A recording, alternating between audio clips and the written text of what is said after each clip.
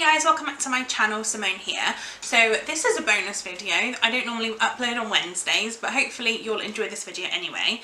I mentioned in Monday's video, which was my non-fiction November TBR, that I was also planning on doing Borrowathon, which obviously is what this video is, as you can tell from the title. It is my Borrowathon TBR. I will link the announcement videos for the Borrowathon down below. I know that Bex from Bex Books is one of the hosts, but I will link all of the hosts down below and their announcement videos and their TBRs, I guess.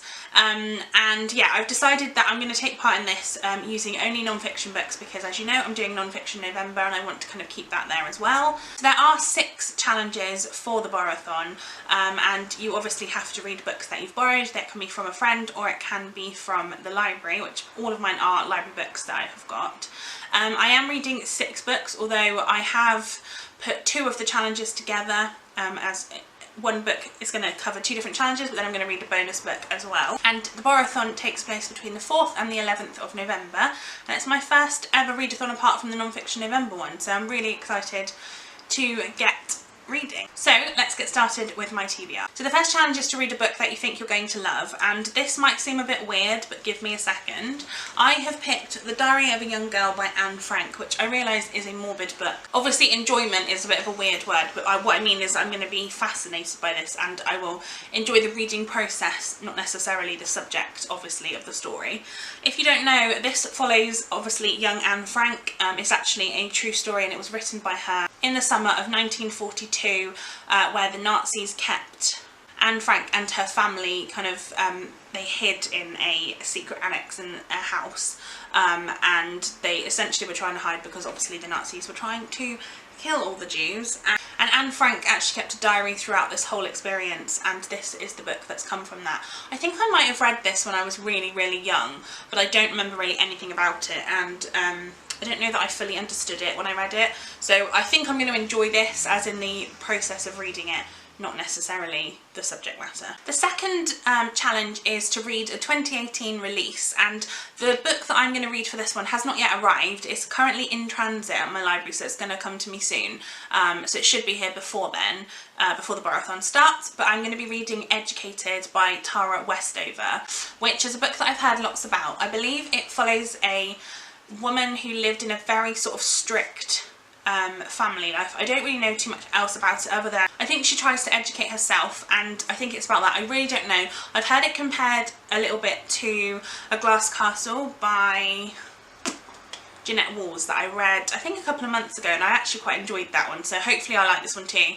And again, it's one that's kind of going around at the minute. Obviously it was released this year, so a lot of people have been reading it and I've heard great things, so yeah, that one, like I said, is on its way to me right now. Then I have the third prompt, which is a book with 150 pages or less. Now this one, I'm not sure which book I'm going to be reading yet.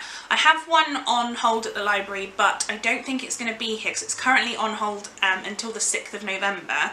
Obviously that's during the readathon, so whether I'll get it in time, I don't think I will. But if that comes in time, that is the book Night by Eli Wiesel. I honestly don't know how to say the name, but again, this is one that's set in World War II in a concentration camp as far as I know, and it's obviously a true story. That's kind of the thing. I like to read about that sort of time of the in the world history, so that again is one that I'm looking forward to reading. Either way, I will read it at some point, but obviously I don't know whether I'll get to it for the Borrowathon itself. However, if it doesn't come in time, I am going to cheat a little bit and read a book on my Kindle, which is not technically one that I've borrowed, but it was free on my Kindle, so I'm going to just say that that means that I've borrowed it from the Kindle library. I didn't, it's just my book, but it's a book called Miranda and Me by Peggy Hart. Now, the funny thing about this one, it is only 55 pages, so it does fit into this category. It's actually technically written by a dog.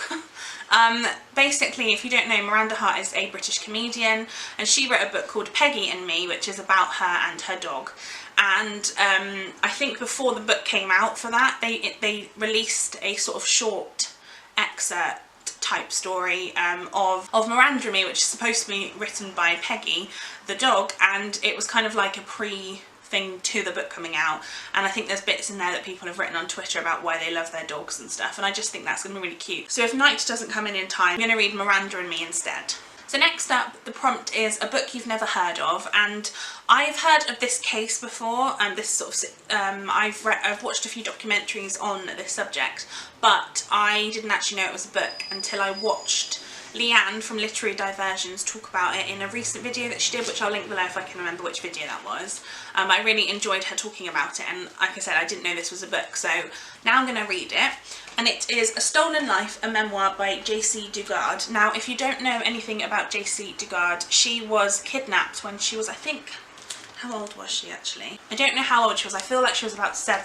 She was kidnapped by a man and his wife, and they kept her in their back garden, and she ended up having like his children, and she was abused in lots of different ways, and then she survived that, and she is now free, and she obviously wrote this book. Now, I didn't, like I said, I didn't know this book existed. I've seen the Netflix documentary about her, and like I said, I really find the whole true crime fascinating. I've said this before, and I think J.C. Dugard is an incredibly strong woman, and I really want to read things from her perspective, and also where she is now and what she wants to do with her life now, because I think it is a stolen life, like the title says, and I think it's interesting to find out more about her personally rather than think of her as just a victim, which I don't think is at all the case. And so yeah, I'm looking forward to reading this, and like I said, this counts as a book I didn't know about because I didn't know it was a book. I just knew it was a TV thing. I didn't realise she'd actually written something from her own perspective, so yeah, really looking forward to this one.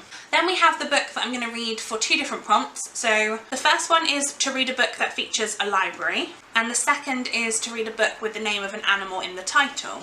So this is Dewey, a small town library cat who touched the world by Vicky Myron, and this cat is one of the cutest things I've ever seen in my life. Look at him. I assume it's a boy. So just very quickly, the inside says, on the coldest morning of the year, Vicky Myron found a tiny bedraggled kitten almost frozen to death in the night drop box of the library where she worked, and her life and the town of Spencer, Iowa would never be the same.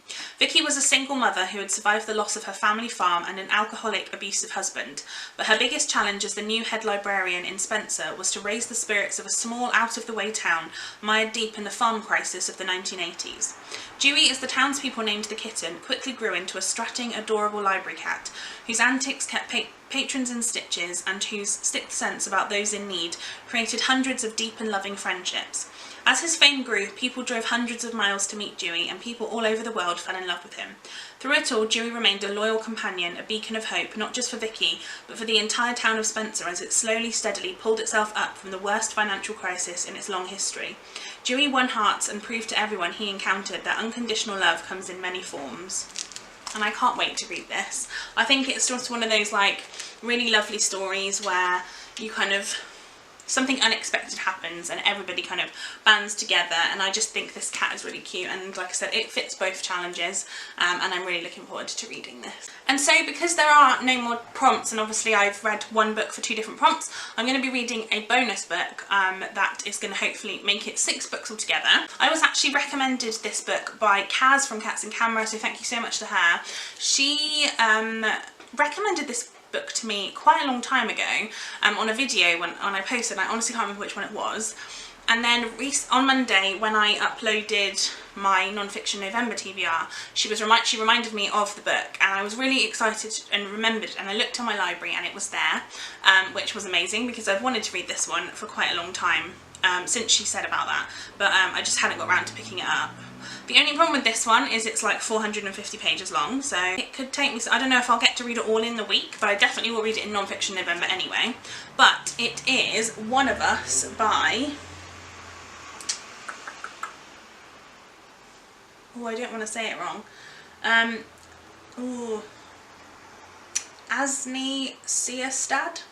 I'm assuming this is a Norwegian name, and I very, very much doubt I've actually said that correctly. Yeah, this is the story of Anders Breivik and the massacre in Norway. So if you don't know, in 2011 Anders Breivik murdered 77 of his fellow Norwegians in a terrorist atrocity that shocked the world.